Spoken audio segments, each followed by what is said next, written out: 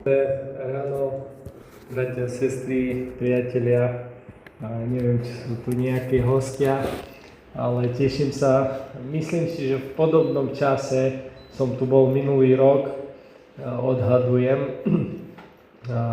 Vlastne moja manželka sa volá Alická a pochádza z Levíc, takže my sme tu pomerne často a tešíme sa, že aj teraz môžeme tu byť spolu. Chcel by som sa s vami podeliť o niekoľko myšlienok, ktoré mi Pán Boh tak dal na srdce. A ja niekedy aj u nás v zbore zvyknem hovoriť, tí z vás,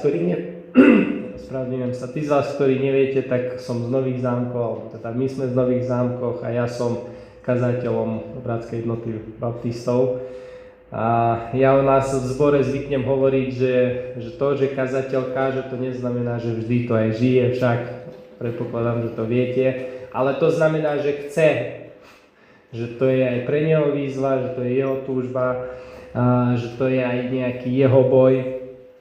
A aj to, čo dnes budem hovoriť, tak je jedna z tých kázní, v ktorej som sa aj ja našiel a myslím si, že možno viacerí z nás sa nájdeme nejaké pozitíva, že sú oblasti, v ktorých sa nám darí a tešíme sa z toho, ale sú aj medzery, ktoré môžeme vyplniť a v ktorých môžeme sa posunúť. No a ja som nazval dnešnú tému, že dynamická viera. Určite poznáte rozdiel medzi dynamickým a statickým, však dynamické je niečo, napríklad deti v zbore. Proste nie je to vždy úplne, že sadne a sedí hodinu a pol na jednom mieste, ale že to je dynamické, pohyb, je to život. Statické na druhej strane znamená, že je to niečo, čo proste niekde začalo a už je na mieste. Viete vždy, že to je tam, nikam sa to nepohlo, je to stabilné, ale nehybujúce sa.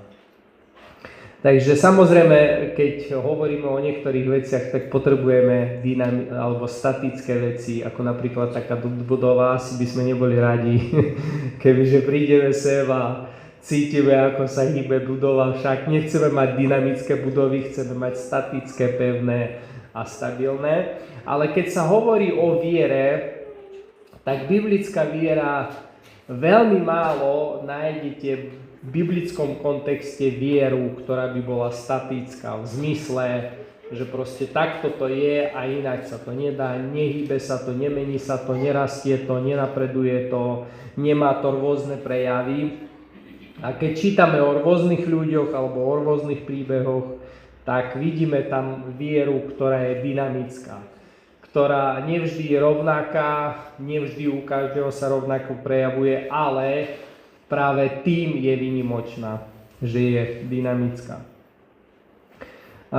Keď hovoríme o viere, tak náš kľúčový, alebo o tejto téme, náš kľúčový text bude 2. list Korinťanov, 13. kapitola, 5. verš. Takže môžete otvoriť a tam zároveň môžete vidieť aj na obrazovke ten verš a budem ho čítať. Môžeme sa postaviť, keď samých seba podrobte skúške. A niektoré preklady majú sami seba sa pýtajte alebo skúmajte. Podrobte skúške, či naozaj žijete vo viere. Sami sa skúmajte. Vari nepoznávate, že Ježiš Kristus je medzi vami, iba že ste neobstáli. Alebo niektoré preklady majú iba že ste neprešli skúškou. Toľko sčítanie, môžete si sadnúť.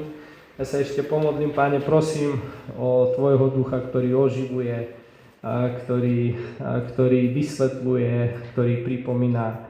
Ty vieš, čo potrebujeme počuť, Ty vieš, čo si potrebujeme pripomenúť, Ty vieš, čom sa potrebujeme posúdiť. A modlím sa, aby si použil moje ústa a z toho, čo poviem, aby si použil, Pane, to, čo chceš na Tvoju slávu a v živote každého jedného z nás takým spôsobom, akým Ty to chceš. Ďakujeme Ti za Tvoje slovo a nech je budujúc pre nás budovaním a posilňovaním. Amen. Predstavte si, že by som teraz vám povedal verte. To by bola asi neaktuálna výzva však. Veď toto hovoríme ateistom, neveriacím. Chceme, aby naši kolegovia uverili, možno vaši rodinní príbuzní uverili, ale keď vám niekto povie, mne niekto povie, že mal by si veriť v Boha, tak aká je reakcia? No veď už verím, však. Takže Pavol, predstavte si, že ako keby podobnú vetu alebo podobnú výzvu povedal Korintskému zboru, že buďte veriaci. Pavol, o čom to hovoríš? Veď sme, veď chodíme do zboru, veď vyznávame Boha, veď modlíme sa, čítame, veď sme. A ešte Pavol ide o jeden krok vyššie a hovorí, že skúmajte, či naozaj. Takže by sme mohli potom povedať, dobre, tak sa teraz spýtam sám seba, či verím v Boha. Aká je odpoveď? Tak moja úprimná odpoveď je, že áno. Žiadna pochybnosť. Viem to podložiť nejakým príbehom, kedy sa to vo mne zmenilo. A predsa Pavol zrejme nemyslí vieru ako nejaký svetonázor. Ako nejakú statickú vec, ktorá sa raz odohrala, je tam a proste my o tom vieme a ako keby nepotrebujeme s tým nič už robiť, lebo je to isté, zabezpečené, zapečatené. A v podstate v našom kontexte, keď my hovoríme, je to aj v kontexte, povedzme, kresťanskej krajiny, ako je Slovensko, ešte stále zatiaľ je nadpolovičná väčšina ľudí, ktorí vyznávajú kresťanskú vieru. Lenže v našom kontexte na Slovensku alebo v iných západných krajinách, kde sa vyznáva viera, ktorá viac menej nie je biblickou vierou, ale kultúrnou. To znamená, že ľudia vyrastajú v tom, že ich rodina, ich rodičia sú veriaci. A teda dnes, keď hovoríme o viere, tak viac menej sa myslí o svetonázore. To znamená, že svetonázor je ateistický, že Boh neexistuje. Teistický, že nejaký Boh tam je, ale on sa sem akože nejak do nás nestará. Niekedy raz stvoril. A kresťanský svetonázor hovorí o tom, že je tu nejaká inteligencia, živý Boh, ktorý nielen stvoril, ale zasahuje do dejín ľudstva, sveta, môjho života a niečo koná. Verím, že to je tak. Takže je to šošovka, s ktorou sa pozeráme na svet, s ktorou vnímame svet, s ktorou vysvetľujeme svet. Kresťania vysvetľujú svet ako Božie stvorenie. Ale je to svetonázor. To znamená, že to je veľmi dobré z biblického kontextu, ale zároveň nedostačujúce. Vedeli ste o tom, že diabol má kresťanský svetonázor? Kto o tom vedel? Napríklad Jakub 2. kapitola hovorí, že aj démoni, čo? A musím povedať, že oni sú lepší teológovia, ako sme my. Oni viac vedia o Bohu, ako my. Takže kebyže ide len o svetonázor, tak si myslím, že neúplne to myslí Biblia, keď hovorí o viere. Pretože biblická viera nie je len otázka nejakého môjho intelektuálneho záveru, že takto to je, alebo takto to není, ale to je otázka môjho nejakého života a vzťahu k tomu, na kom je tá viera založená. Takže nie je to nejaká dogma len, ale jedná sa o nejaký vzťah voči osobe, ktorá je základom tej viery. Rozumieme sa, že viera, ktorá je svetonázor a viera, ktorá je skôr otázka dôvery alebo reakciou voči osobe, ktorá je napríklad Pán Boh alebo Pán Ježiš Kristus. A preto, tak ako život, ktorý není statický, tak viera biblická není statická. Statická viera je mŕtva viera. Pretože statický život je na cintoríne. Proste tam je všetko tak, že o rok sa vrátite a nič sa nezmenilo. Však statická viera je viera, ktorá patrí na cintorín, že o rok sa pozrieš na ňu a nič sa nezmenilo. Toto nie je biblická viera. Dobre, tak teraz je otázka, tak čo nám chceš povedať, že teda o čom to je? A dalo by sa o tom veľa hovoriť, ale chcel by som poukázať na takých 6, je ich oveľa viac, ale takých 6 vied alebo tém, ktoré súvisia s vierou a v čom sa prejavuje dynamická viera. Takže začneme prvým príbehom. Vybral som také príbehy, ktoré poznáte. Nebudeme čítať celý ten kontext toho príbehu, ale spomeniem, vy budete vedieť, o čo sa jedná, ak nie, tak niektoré veci dovysvetlím. Ale prvá vec je, že viera je odvážna. Že viera sa prejavuje v odváhe. Napríklad, pamätáte si Marek, 5. kapitola, 25. až 28. verš, to je príbeh o žene, ktorá trpela krvotokom. 12 rokov, minula všetky peniaze na lekárov, ale nikto jej nepomohol. A ona, keď počula o Ježišovi, tak si povedala, že čo i len sa dotknem jeho rúcha, budem uzdravená. Takže to ona si povedala jednu vec, že v sebe bola to nejaké vnútorné rozhodnutie, ale druhá vec, že ona urobila fyzický krok. Že ona sa pretlačila spomedzi ľudí a chytila sa Ježišovho rúcha. Nebolo to jednoducho, lebo keď čítate ten text, že Ježiša tlačili dávy, takže dostať sa k nemu a dotknúť sa ho práve pre tú ženu nebolo jednoduché. Ale ona prejavila odvahu. Vystúpila a proste narušila možno seba a iných, pretože ona verila, že Ježiš má moc ju uzdraviť. Takže ona odvážne vykročila k tomu, aby sa dotkla Ježiša. A tam čítame, že v momente, keď sa dotkla Ježišovho rúcha, bola uzdravená. A potom Ježiš jej hovorí: dcera moja, viera tvoja ťa uzdravila. Kebyže, predstavte si, kebyže táto žena mala vieru, že Ježiš ju dokáže uzdraviť. Ale nepôjde k nemu. Ale nebude sa tlačiť cez dáv. Nebude naťahovať ruku, aby sa ho dotklo. Bola by uzdravená. Lebo ona v sebe povedala, že Ježiš, keď sa ho len dotknem, budem uzdravená. Ona si to povedala, ona verila, že Ježiš má tú moc. Ale kebyže zostane na tom mieste, kde bola, tak jej viera by ju neuzdravila. Pretože viera sa prejavuje v odvahe. Vykročiť smerom, kam Boh volá, kde Boh je, a dôverovať, že On má tú moc urobiť to, čo možno my potrebujeme, alebo za čo sa modlíme. Takže statickosť v jej prípade by nič nezmenilo. Takže viera, ak si robíte poznámky, tak poznáte si, že viera sa prejavuje odvahou.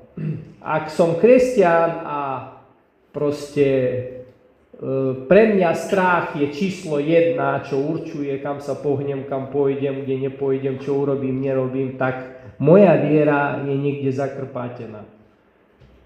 Teraz nehovorím, že kresťania sú blázni a robia akože odvážne veci, že skákajú z výšiek a tak ďalej, ale proste viera kresťanská sa prejavuje tak, že som ochotný a odvážne vystupujem z určitých vecí, pretože viem, že ma Boh k tomu volá, pretože viem, že Biblia ma k tomu volá a dôverujem, že keď ma Boh k tomu volá, tak to je dobré.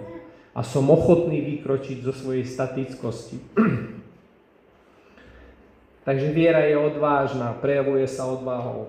Potom druhý bod je, že viera je pokorná. Pamätáte si ten príbeh zo stotníkov? stotníkom, to je Lukáš 7. kapitola alebo Matúš 8. kapitola, Lukáš 7, 6, 7, tam čítame toto. Páne, neunavuj sa, to stotník hovorí Ježišovi, lebo nie som hoden. Toto je veľmi kľúčová vec. Že on hovorí, nie som hoden, aby si prišiel a uzdravil môjho služobníka. Aby si vošiel pod moju strechu. Preto som sa ani nepovažoval, znova to slovo, za hodného prísť k tebe. Ale povedz slovo a môj sluha bude uzdravený. Takže u ňoho viera sa prejavovala v pokore. On veril, že Ježiš dokáže len slovom uzdraviť. Bez dotyku, bez prítomnosti. Že on veril v tú moc Ježiša Krista. Ale zároveň on to vyznával v pokore. On hovorí, ja nie som toho hoden. Nie som dôstojný toho, aby si to urobil. Že ty si autorita. Ty máš právo, ty máš moc. Ale ja teba neprosím, aby si to urobil preto, lebo stotník vtedy mal postavenie. To bol človek, ktorý mal pod sebou 100 ďalších vojakov. Mal vysoké postavenie, mal vysoký vplyv, vysoký príjem. A predsa, keď rozmýšľa o Ježišovi, tak si uvedomuje, že jeho postavenie je nič v porovnaní s týmto je Ježiš. Že Ježišova autorita je oveľa väčšia ako jeho autorita nad 100 ďalšími vojačikmi. A preto on sa pokoruje, podriaduje, uznáva, že Ježišova autorita, Ježišova moc a Ježišové slovo má väčšiu moc ako on. Jeho postavenie, možno jeho bohatstvo. A preto sa pokoruje, poddáva sa. Takže viera sa prejavuje v pokore.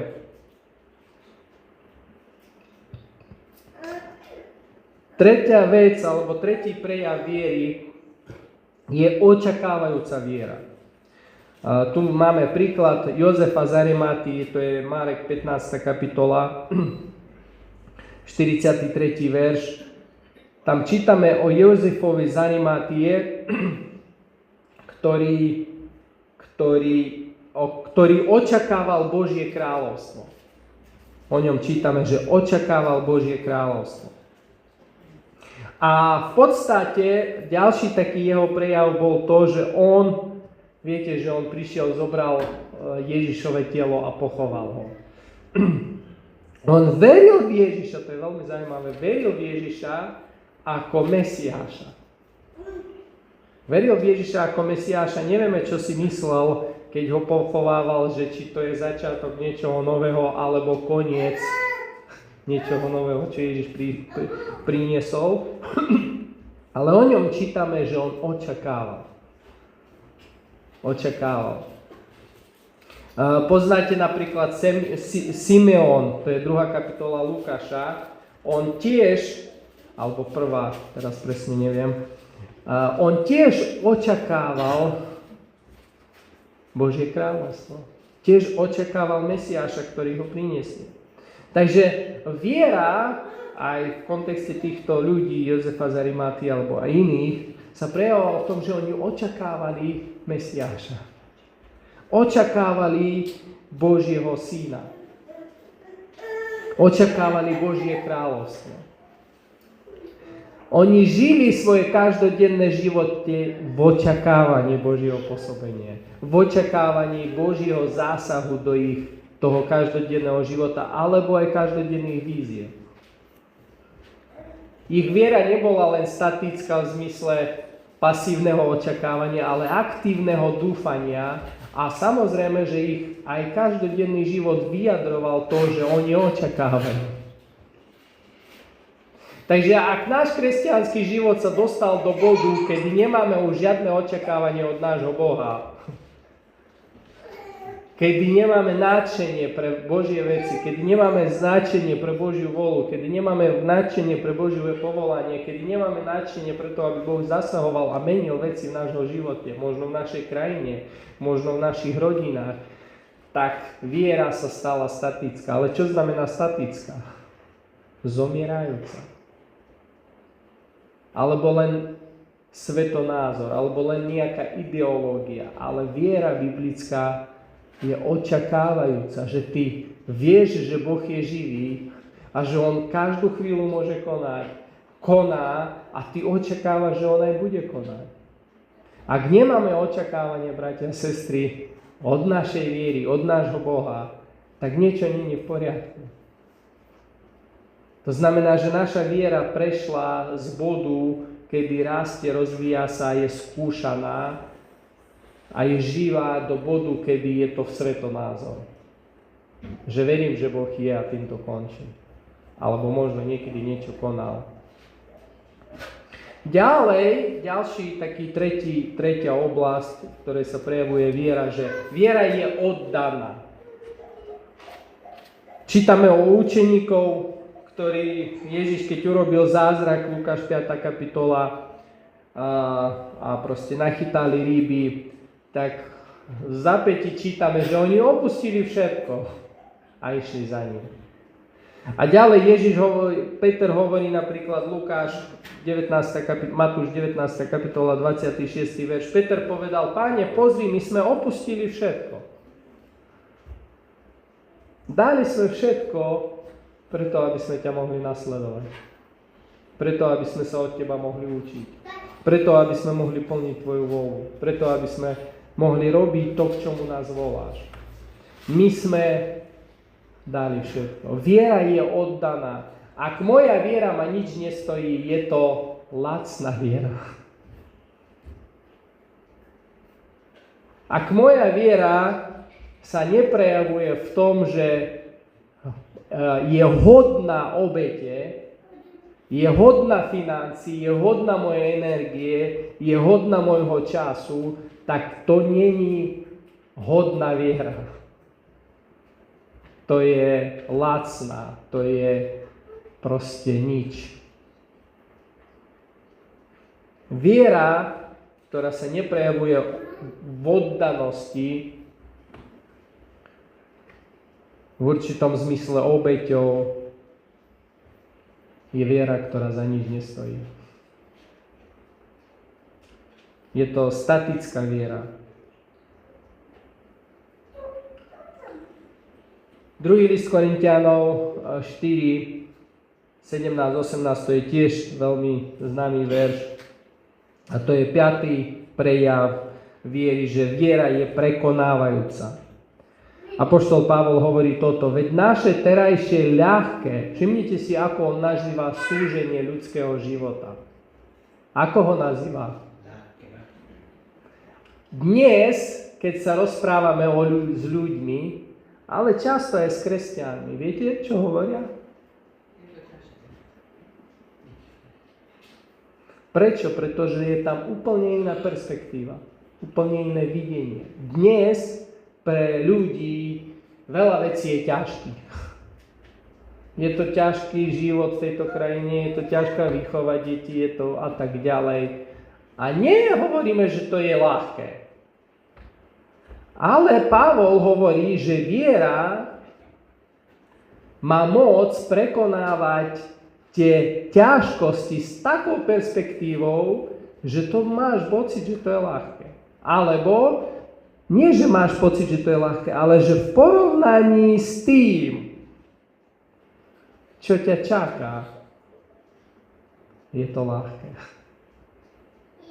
On hovorí, veď terajšie ľahké súženie nám pripravuje nesmiernu veľkú váhu večnej slávy. Prečo?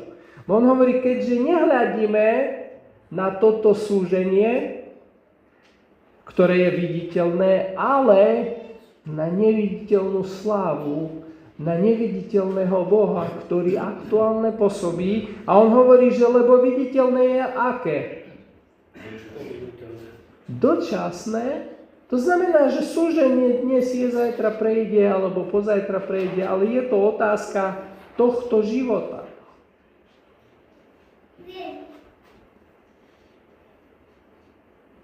Ale večnosť, neviditeľné veci sú otázkou aj tohto života, aj večného života. A Pavol hovorí, že hľadíme na neviditeľné. Ako môžete vidieť niečo, čo sa nedá vidieť? To je taký paradox. Hľadím, na čo hľadíš, keď to nevidíš? No, tak videl to. Fyzickými očami sa to nedalo vidieť, ale duchovnými očami, očami viery sa dalo vidieť to, že to, čo nám Boh zasľubuje, to, čo nám Boh dáva, to, k čomu nás Boh volá, je oveľa slavnejšie, mocnejšie ako to, čo zažívame v našich každodenných zápasoch. A preto viera je prekonávajúca, preto pomáha prekonávať tieto súženia, lebo vidí niečo viac ako len to, čo teraz zažívam. A apoštol Pavel, pamätáte si, hovoril na jednom mieste, že ak my máme nádej len v akom živote? Ak my máme nádej v Kristovi len v tomto živote, akože koniec. Sme proste, že strácate, že choďte radšej zabávať sa, piť, prestaňte veriť. Ak toto je celé, o čom celý náš život je, že len tu teraz, tak neverte v Boha, lebo to je strata času. To je najhoršie, čo môžete urobiť, že sa niečo snažíte, niečo proste dodržiavate, niečo zachovávate a nakoniec zistíte, že týmto život to končí. Že ste najbiednejší, že sme najubohejší, že sme najoklamanejší ľudia na svete. Ak všetko, čo máme v Bohu a všetko, čo máme v Ježišovi, je len to, čo máme na tejto zemi. To je koniec. Ale Pavel ide ďalej, hovorí, ale nie. Náš život a naša viera nekončí tým, čo my tu žijeme, 80, 50 alebo neviem koľko rokov, ale pokračuje ďalej vzkriesením, novým životom, neviditeľným, ale večným. A to nám pomáha prekonávať tento život, lebo vieme, že nie je jediný. Lebo je len dočasný, lebo to je len nejaký nácvik, skúška do tej večnosti. A ak viera nám nepomáha vidieť naše súženie ľahšími, tak niečo nie je s ňou v poriadku. Pretože viera má prekonávať. Má nám pomáhať prekonávať súženie. Má nám dávať väčšiu sílu a tie súženie sa nám nezdajú byť neznesiteľné. Pavol to dokonca nazýva ľahké.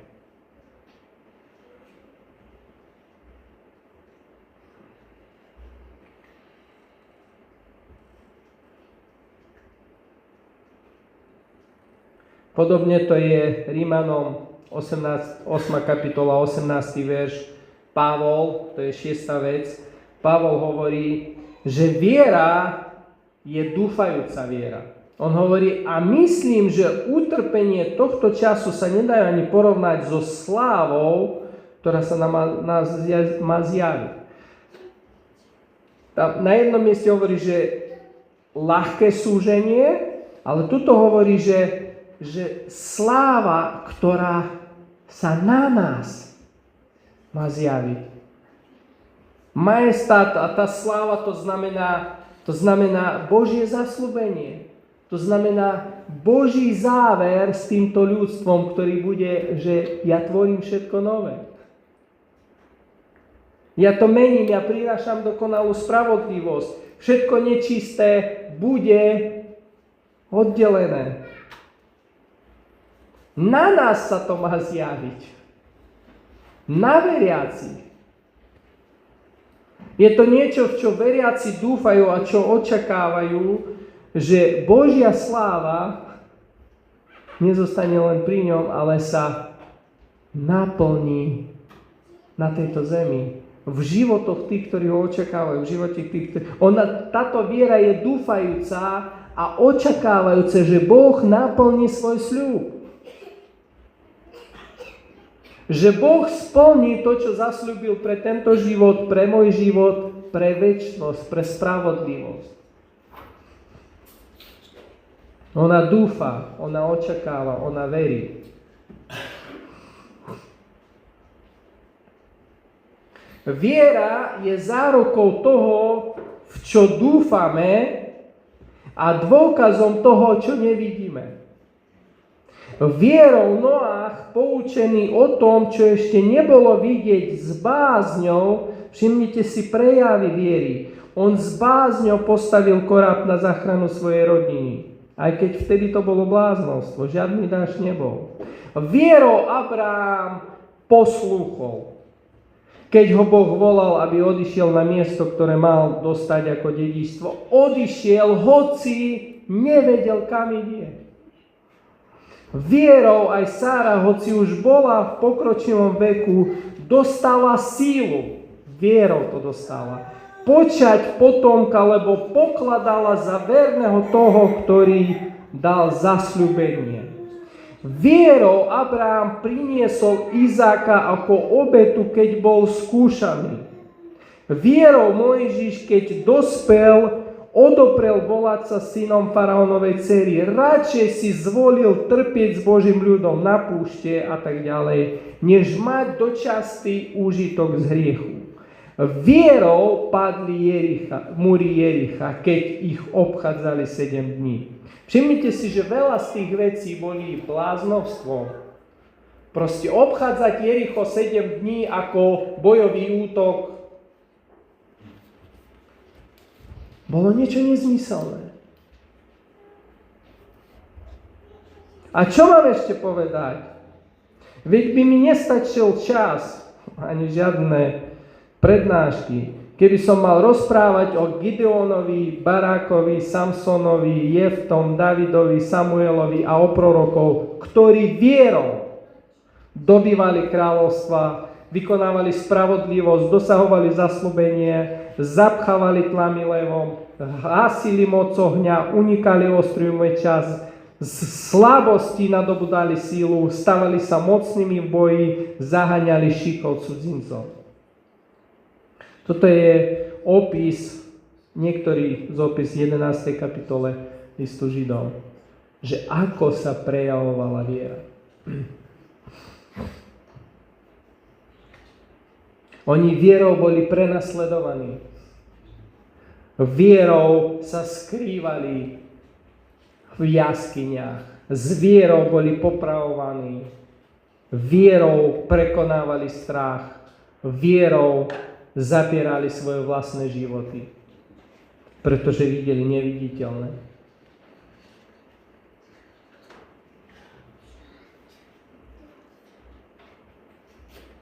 Život biblických, povedzme, hrdinov, aj napríklad toho Juda, nebol dokonalý. To neboli dokonalí ľudia, pretože oni raz verili a druhýkrát pochybovali. Ale celkový ich život bol vyjadrením viery, ktorá nebola statická. Oni boli ochotní odísť, boli ochotní sa zaprieť, boli ochotní sa vzdať.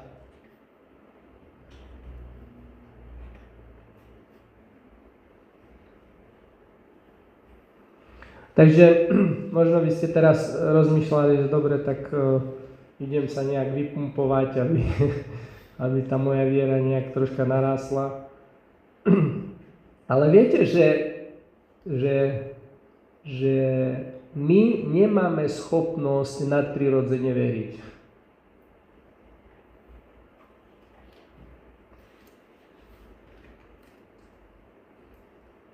A v liste Židom 12. kapitola 1. až 3. verš tam čítame toto. Preto aj my, to je pokračovaním 11.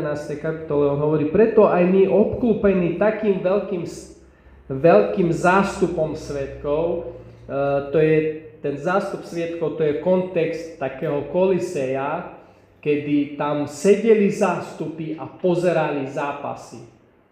Pozerali zápasy vo vnútri, či už jednotlivých ľudí, alebo proste ľudí so zvieratami a tak ďalej, čo vtedy boli tie rímske koliseje. A tento kontext Pavol, alebo autor Židom používa, že tí všetci, ktorí sedia, sú svedkami toho, čo sa deje v strede. A on hovorí, že človeče, Tvoj boj sleduje zástup ľudí, ktorí to isté prešli.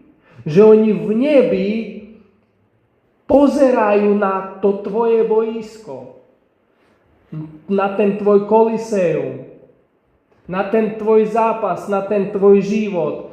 Oni sú svedkami toho, ako to zapasíš. Oni ti tlieskajú, fandia, nie preto, že oni tam neboli, ale preto, že oni tam boli a vedia, aké to je a vedia, že sa to dá. Preto oni sú zástupom, svedkami, nie fanúšikmi, ale svedkami, ktorí vedia, čo to je a pozbudzujú ťa k tomu, aby si to tiež prekonal. Nie si sám, si obklopený. Tu na zemi, bratmi a sestrami, ale aj tam v nebi, ktorí pozerajú na ten tvoj zápas, ktorý aktuálne vedieš, na tú tvoju vieru, ktorú aktuálne žiješ. Je to oblak, veľký oblak svedkov. A keď vieme,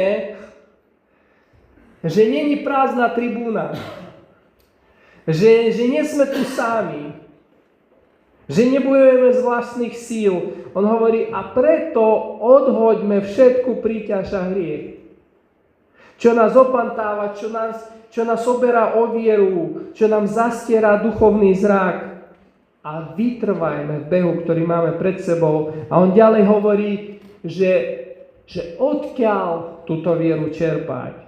Upierajme zrak na Ježiša, a všimnite tam kľúčové slovo alebo kľúčová veta, na pôvodcu a završovateľa našej viery. Že on tú vieru v nás začal. A on dokončí to v našom živote tak, že tú vieru aj zachová.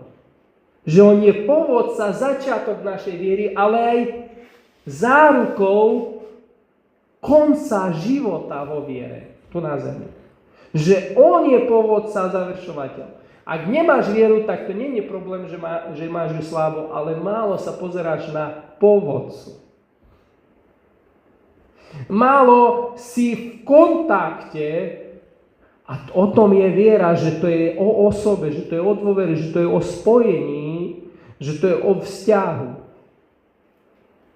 Nemôžeš mať Kristovú vieru bez vzťahu s Kristom. Nemôžeš mať živú vieru bez toho, aby si sa pozeral na živého Krista, ktorý je zdrojom živej viery. Není to, ani tí hrdinovia neboli hrdinovia preto, lebo oni to vedeli, ale preto, lebo oni sa pozerali na toho, ktorý to vedel. Oni dôverovali tomu, ktorý to vedel. Keď Abraháma Boh povolal, on mu dôveroval, že Boh vie, prečo ho volá.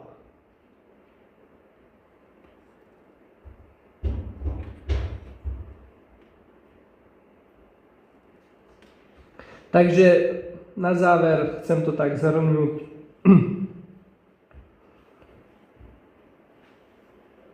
Nikdy si nemôžeme myslieť, že biblická viera je len otázkou svetonázoru, ktorý stačí raz nadobudnúť a sme na správnej ceste. Všetko je v poriadku, vybavené. Cieľom je byť kresťanom. Nie. Je to začiatok. Biblická viera nie je primárne dogmatická v zmysle, že proste takto a na veky tomuto vždy budem veriť, takto sa budem správať vždy. Biblická viera je dynamická. To znamená, že dnes žijem tak, ale zajtra ma Boh môže povolať niekde inde. Môže mi ukázať niečo inde. Môžem ja vnímať vo svojom živote nejaké iné veci, z ktorých mám rásť vo viere. Je to pohyblivá viera, živá viera, aktívna viera. Nie je to súborová v zmysle nejakých intelektuálnych záverov, ale vzťahová. Je to napojená viera na toho, ktorý je jej zdrojom, a to je Pán Ježiš Kristus. Subjektom biblickej viery je vždy Boh, na ktorého sa ona spolieha, ktorému dôveruje a pre ktorého žije.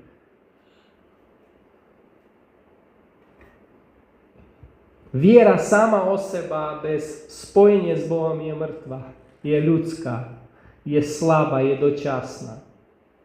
Len viera, ktorá sa opiera na živého Boha, je večná viera, živá, aktuálna. Biblická viera nikdy nezostáva nečinná, neviditeľná alebo nepraktická. Je živá, aktívna a konajúca. Kresťania sú charakteristickí tým, že ľudia nemusia povedať o svojej viere a ľudia budú ju vidieť. Lebo viera je viditeľná, pretože je praktická, konajúca. Hlavným zdrojom a príkladom tejto viery je sám Ježiš Kristus, ktorý ju nám priniesol, ju v nás začal, ju v nás buduje a v nás ju aj dokončí.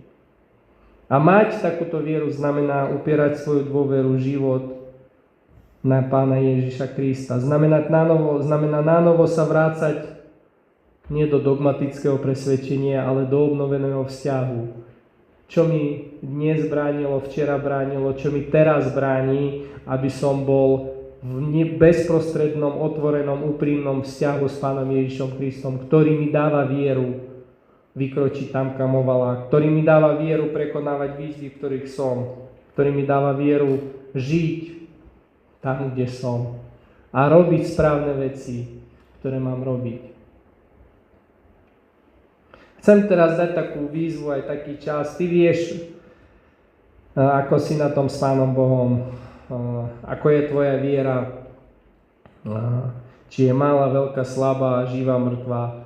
Neviem, ako by si ju definoval, ale teraz nehovoríme o svetonázore, že si veriaci. Toto teraz takto odložme bokom, lebo vieme, že sme však. Ale otázka je, že ako sa tvoja viera prejavuje. Si z nej nadšený, fascinuje ťa, že cez vieru sa objavujú nové veci v tvojom živote. Si nadšený, že ona ťa napája na Krista, ktorý ti odpúšťa, ktorý ťa obnovuje, ktorý ťa pozýva. Si nadšený, že ona dáva prístup k trónu milosti. Si nadšený, že dnes môžeš tu byť a počuť o tom, že viera je viera, ktorá prekonáva, ktorá dúfa, ktorá sa pokoruje, ktorá sa odváži. A že ty máš túto vieru, pretože Ježiš ju v tebe začal. On je ten, ktorý ukázal príklad odvahy, pokory. On je ten, ktorý ukázal príklad dúfania aj na kríži. On veril, dúfal, očakával. Chcem ťa pozbudiť, aby si svoju vieru preskúmal. Aby si sa sám seba pýtal, tak ako nás Pavol volá k tomu, či naozaj žijeme živú vieru. Či naozaj naša viera je dynamická. Či naozaj je viditeľná, či naozaj sa prejavuje.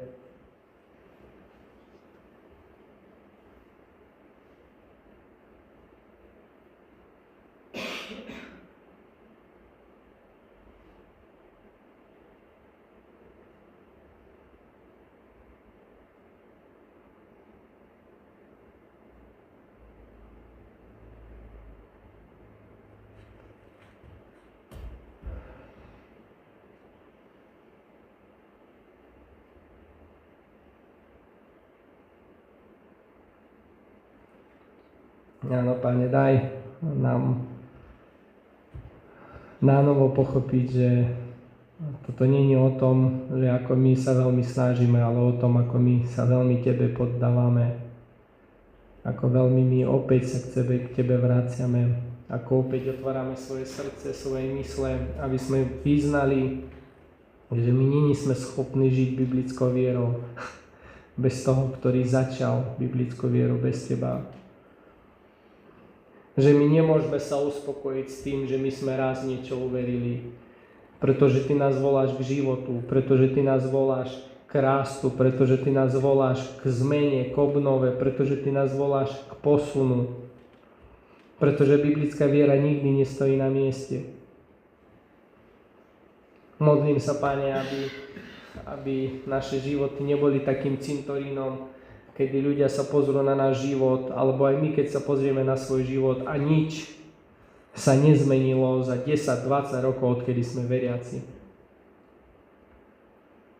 Ale aby keď aj my, aj ty, aj bratia a sestry, ktorí keď sa pozrú na náš život, tak aby mohli povedať, že bratu, za tento rok, za posledné 2 roky, za 3, 4, 10 vidím v tebe posun, pretože tvoja viera je aktívna a Boh v tebe pôsobí. Pane, modlím sa o to, aby nikto z nás, ktorý tu sedí, aby nezostal statický vo svojej viere.